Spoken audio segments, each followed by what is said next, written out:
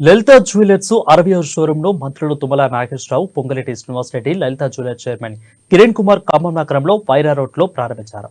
అనంతరం కిరణ్ కుమార్ మాట్లాడుతూ ఖమ్మం నగరంలో షోరూమ్ ని ప్రారంభించడం సంతోషంగా ఉందని అన్నారు. తమ దగ్గర బంగారం కొనుగోలు చేయాలని చెప్పడం లేదు, ఇతర దుకాణాల్లో అడిగి వ్యత్యాసం తెలుసుకుని బంగారం కొనుగోలు చేయమంటున్నామని చైర్మన్ కిరణ్ కుమార్ అన్నారు. విధంగా డబ్బులు ఎవరికి ఊరికి రావు, ప్రజలు తమ కష్టార్జితాన్ని ఆదా చేసుకోండి, అన్ని ప్రాంతాల వారిగా తక్కువ ధరలలో బంగారం అందించాలనే ఉద్దేశంతోనే షోరూమ్ ను ప్రారంభిస్తున్నామని కిరణ్ చెప్పారు.